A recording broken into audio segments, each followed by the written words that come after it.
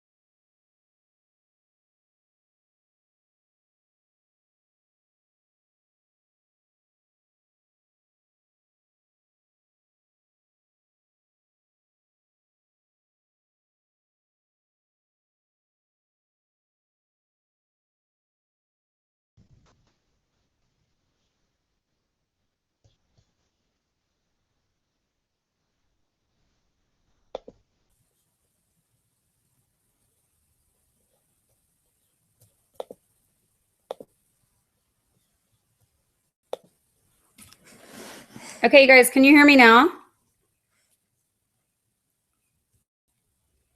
Are you guys there and can you hear me? Should be able to. Yay. Okay, awesome. I know, Megan, you're working out. Anyway, guys, I have to leave here in like 20 minutes. So I just want to go over some really quick things, and then I want you to be able to ask questions, Beth.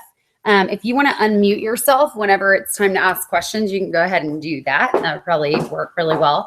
But first, I just wanted to talk about just kind of like, I know you guys are really getting going with coaching, and I just wanted to kind of talk about, challenge groups, when you're going to start your challenge groups, how you're going to start your challenge groups, and kind of how you add people into that.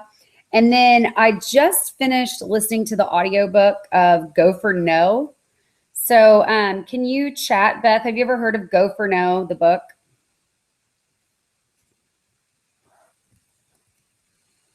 Okay. So it's really weird. It's kind of a weird concept. Sorry, I'm trying to find a way to do this the best. But anyway, it's basically like a fictional book for the most part. Hold on. Always an issue. Okay. Woo. Okay, yeah. So for the most part, oh, geez, what just happened? Where'd you go? I have no idea. Oh, there you are. Okay. So for the most part, it's like a fictional novel. It's like basically like one man's like life. And he's like, oh, if I would have done it this way, here's what my life would have been. If I would have done it this way, here's what my life would have been. But it breaks down the principles of like how you want to go for no. And actually, let me just get from my planner. Hold on. Sorry, guys. I'm kind of running around crazy today. Okay, because I wrote these down. I wanted to share these with you guys. But basically, so he talks about, if you can see this, the 5 failure levels. And I think this is really, really important when we're talking about getting people to join your team and reaching out to people. I know last week on the call, we talked about how it was just kind of nerve-wracking for people to ask people to join the business. So I'm going to talk about those. But first, I want to talk about today. I reached out to a friend that I haven't seen in a while, and I don't know very well. And she was basically, I know she got divorced like a year or so ago, and I know she was teaching. And that's another thing, and Megan can attest to this, but I find that teachers make really, really good coaches because, and I'm not a teacher, but I find that they do because, first of all, they know how to teach. So they know how to kind of like lead somebody through a process. And they have at least, it's almost summer, and they're going to have 3 months off to where if they wanted to add an additional income or if they wanted to try something new, they're going to have that time off. And I know as teachers, you guys are not really 100% off. And I know teachers work really long school day hours, but, for me, I always reach out to teachers because it just works for me. A lot of teachers tend to be like, you know what, I could do something on the side. And a lot of them have a really warm network. Like Megan teaches a class actually with her teachers, and just kind of, they already know each other and they get together, and it creates community. So I love reaching out to teachers. I also reach out to a lot of teachers who are no longer teachers. They were former teachers and now they're stay-at-home moms. Because those people, they had a career, they went to school, for teaching and all of that, and they decided to stay home. Chances are that they want to do something. They want to plug in if they're not working or teaching anymore.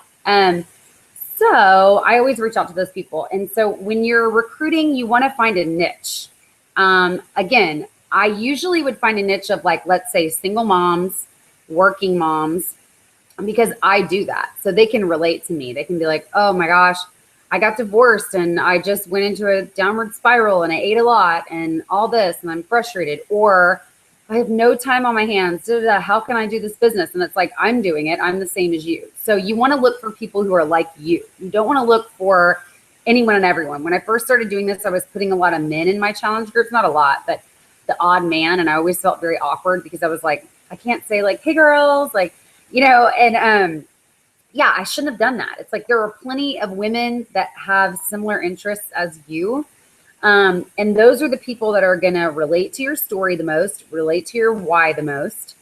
And those are the people that you want to build your team. Like, for instance, and I'm just going to say this, and I'm going to keep saying it. And Megan is such an inspiration to me on my team. She has built her own team name, logo. Her and her husband are like in this, and he is so for her to do well at this. And I mean, you know, she's seen so much success already just right out of the chute that she wants to keep doing this as her business. And I would guess, Megan, I know you can't speak for yourself right now, but I would guess that when, you know, the only reason you would stop is if you started paying more for your Shakeology or whatever than you're making, which I can't foresee happening. But, and that's kind of where I am too. I can't foresee stopping doing this, and I'm never doing any worse. I mean, I always keep going. But you are going to form your team. Like Sarah Robbins, who's one of the highest paid and best, or she's like at the tip top at Rodan Fields. She wrote the book, How to Rock Your Network Marketing Business.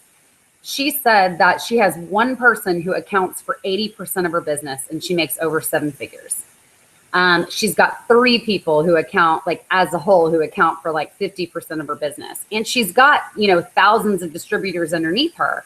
But it's not those thousands that are like adding up to create her income or create her success. It's a couple of people. And so when you have those couple of people, you want to find people that really believe in this, really believe in the business, believe in the products. But you want to find people that you like and they're like you, and you could get together with them and you could have fun with them, because you're truly choosing people to be on your team.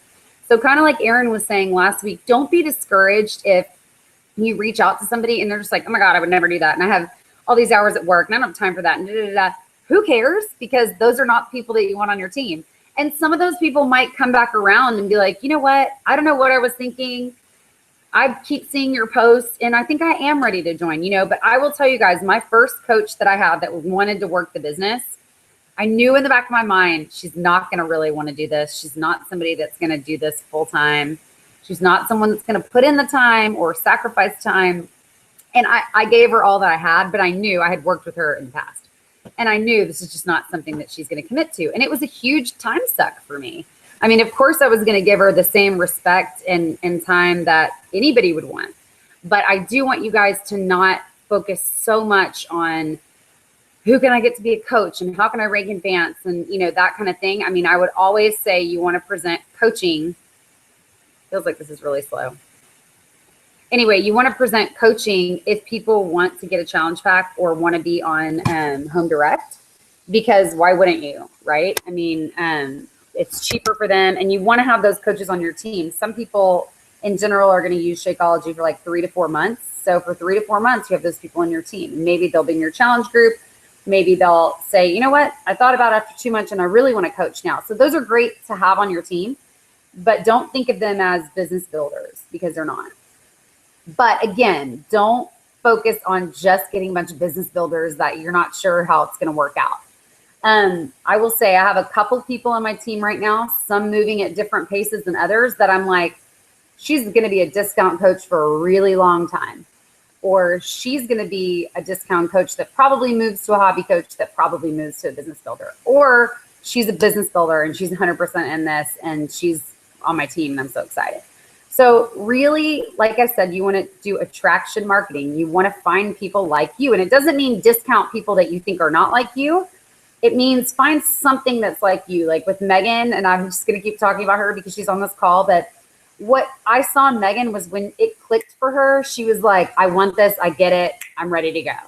And that was really similar to me. I was like, oh, awesome, I hit the ground running, you know. And it's like, we have different lifestyles, we have different you know, marital statuses and things like that. But there are certain things that really click, and that's when you know, like, oh my gosh, this is someone that's really me on my team, and I'm so excited. So really be thinking for that. And then when you do get those people, pour into those people, even if they're people who are dragging their feet, but you know, like, I just really feel like they're going to get this, and I really feel like they're going to move forward. Be with them and stick with them and ask them what you can do to help them. There are some people that are not my personally sponsored coaches that are my personally sponsored coaches that I don't even know if they're getting it yet, but that they're really kind of ramping up. And so of course I'm going to spend as much time as I can. I don't really benefit from that. but I want them to see the success because they want it, you know? So, I mean, when you can see that people want that and they want to kind of get that momentum going, you're going to love spending time with them. Anyway, okay, so I'm going to go back to this sheet, and you guys can look at this in the recording more, and this looks like it's a mirrored image, but I will post this somewhere, or you can probably Google it. It's from Go for No. And so basically, like I was saying, in Go for No, he talks about like if he would have done things differently, he would have ended up differently. And what he talks about is that if you do not get it in your mind that you must fail, not that you're okay with it or you're getting better with it, but that if you don't fail a certain amount of times, you're not gonna win a certain amount of times. If you don't get comfortable with that, it's going to be very uncomfortable to recruit. It's going to be very uncomfortable to add people to your challenge groups and to get new challenge groups every month. So you have got to get this, and I love this. So I'm just going to read this off to you guys. And I have about 10 more minutes, and I want to make sure that you ask questions if you want. So I'm just going to get this off, but it's the 5 failure levels. Level 1 is the ability to fail, and all of us have that ability. 100% of us are capable of failing. Level 2 is the willingness to fail.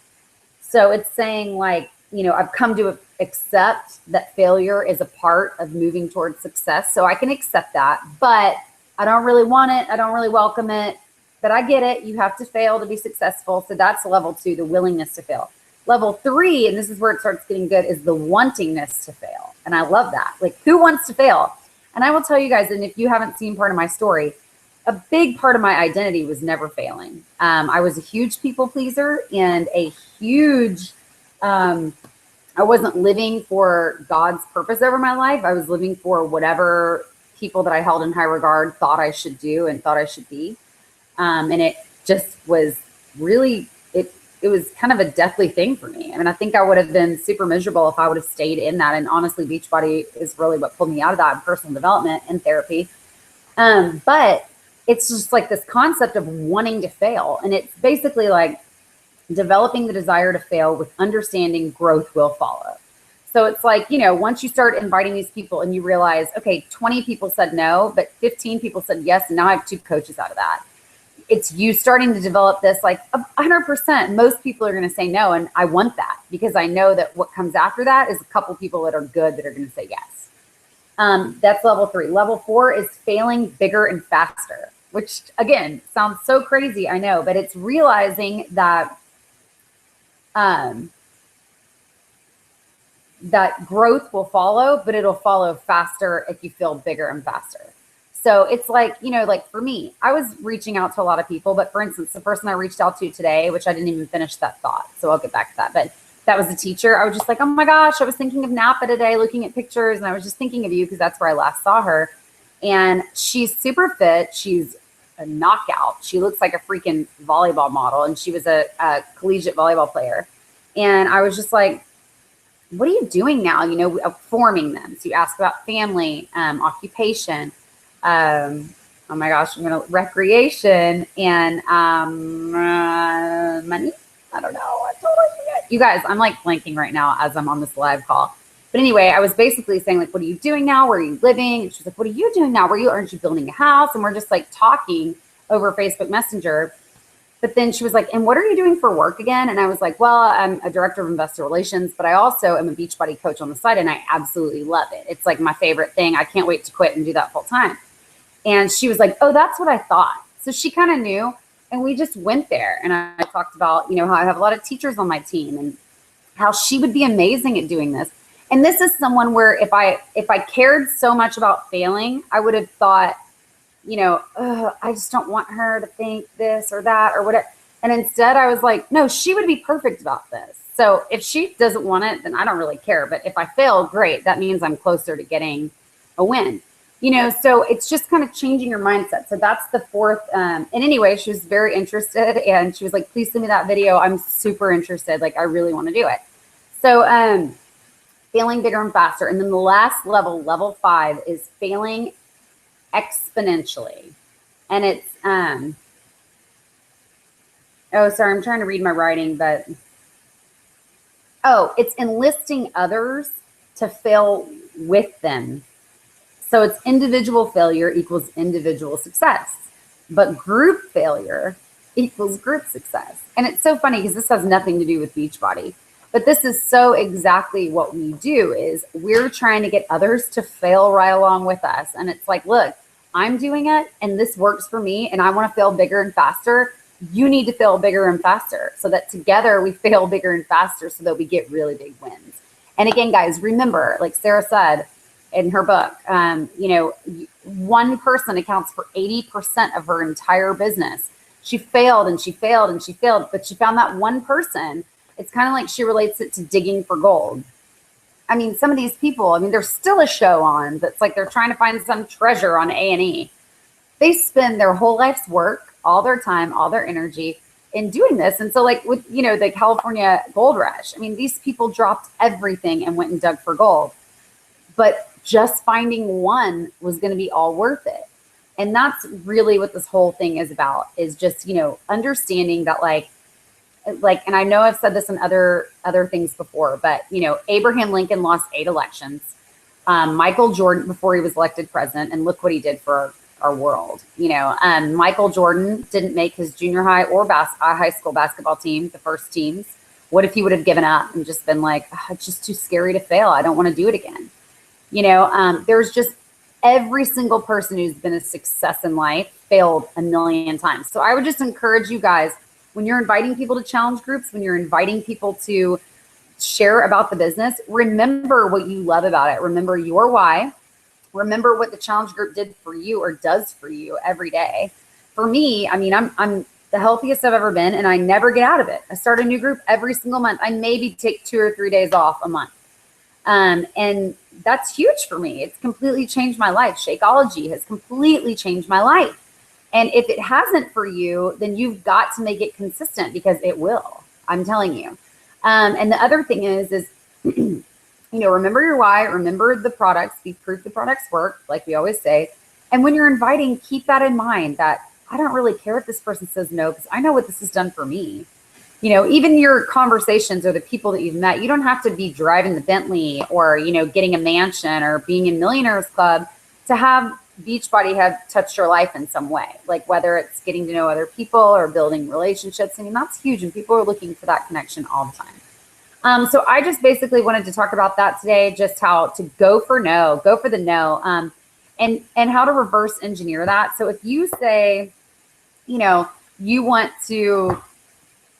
I don't know, 3 people a day to join your group. Well, it's like 10% of the people will join your group. So that means you need to reach out to 30 people a day.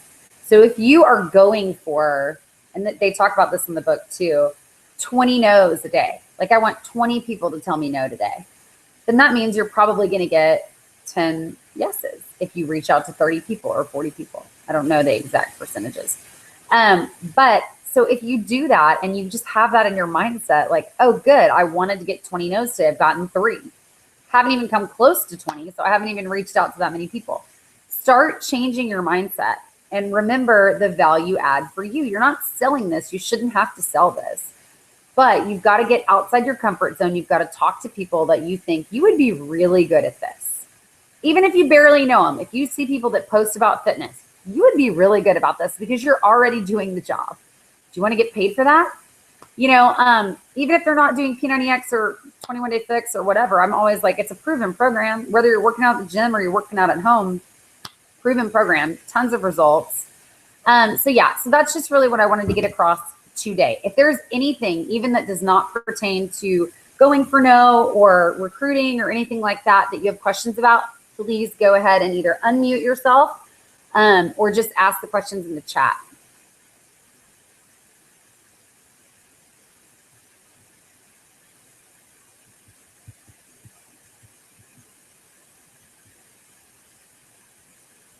No? Okay. Well, Beth, I think Megan left. She was at the gym. So I know it was just 2 of y'all, but definitely invite your coaches, invite anybody. I'm going to do also a What is Coaching call, I think next week. That's just basically, okay, well, thanks. But I'm going to do a What is Coaching call next week. That's just basically like anybody who might be interested, whether it's your coaches or anybody else's coaches, if they want to hear just kind of live, what we do and why we do it and that kind of thing. And they can be on the call with you. Yeah. Okay. So I'm going to do that next week. So I'll send you that. Also, what's the best day to jump on a call for you?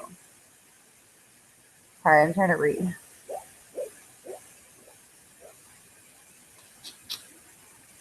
I'm just trying to like gauge it because I know some people are like Wednesdays are bad. Okay, what's the best time then? Like after work or like at 9, 10? What's the best time? 9. Okay, then we'll keep him at 9. And I'll try and stick to a day so that everyone knows it's going to be that day. But Aaron and I are going to be doing these together. I don't know. He probably didn't get it today, but we're going to be doing them together, and he's going to be presenting sometimes too. Okay, cool. But anyway, and then we're going to be bringing on other coaches. We're going to try and set up a call with Brandy. She just reached out to me the other day and she was like, hey, my call list is open if you want to schedule any calls with me for your teams. So we're definitely going to do that too. So she can kind of do like a Brandy Bots call. But anyway, thanks for jumping on with me, and I will see you sometime next week. Bye.